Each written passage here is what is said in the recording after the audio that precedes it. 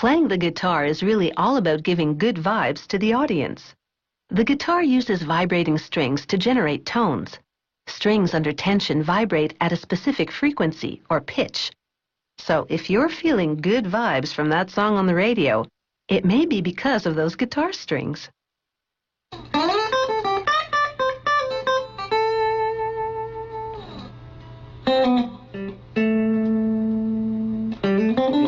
A good set of strings is behind many a soulful tune. Strings are center stage when it comes to a guitar's sound.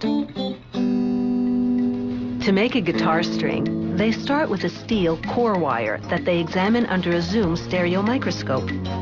They magnify it 100 times, looking for flaws in the hexagonal wire. Next, they measure the core wire's diameter with a digital micrometer. It has to be just the right size. Now they coil the wrap wire made of nickel-plated steel around posts on the Instron testing machine.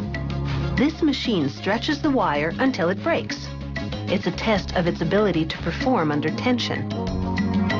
A computer measures the distance and the amount of load the wire was under before it broke to determine how much tension this string can take.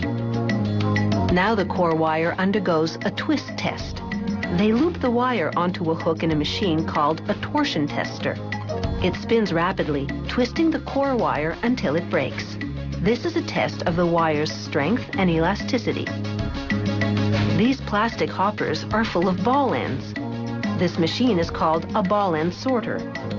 Hollow pistons move up and down, selecting one ball end at a time. This ensures that only those of the proper size will get through. The ball ends shoot out of the pistons into a bucket underneath. From here, they'll go to the core string machine.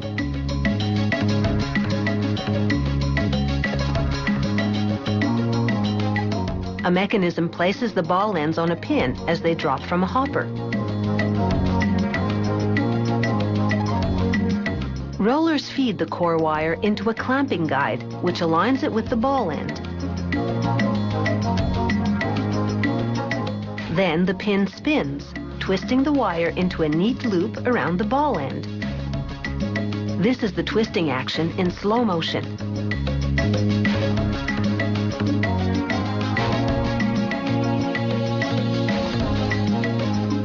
The core strings with the ball ends now attached drop into a repository.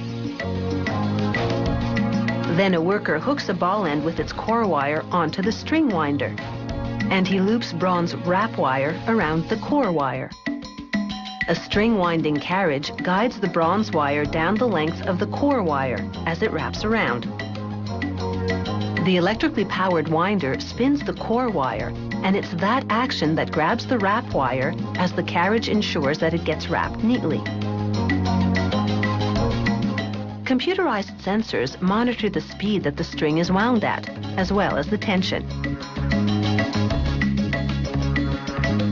The winder applies a critical amount of tension as it wraps the bronze wiring around the core.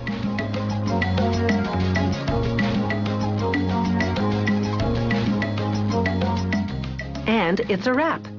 They're bundled up like straw, 144 wires to the bunch. Guitar strings are also made from nylon. They hook the nylon core material onto a winder, pulling it down from a big spool. Next, they loop silver-plated copper wrap wire onto the nylon. The hook spins, and this coils the wrap wire around the nylon string, binding it. Again, a carriage system run by an electric motor ensures that everything falls into place. A worker removes the strings and hangs them on a rack. Gravity causes the strings to slide down into a station where workers coil them and then place them on a conveyor belt. Further down the line, another worker puts them in a bag that has a gas-neutralizing barrier built into the plastic to prevent corrosion. And now, these strings are ready for some good vibrations.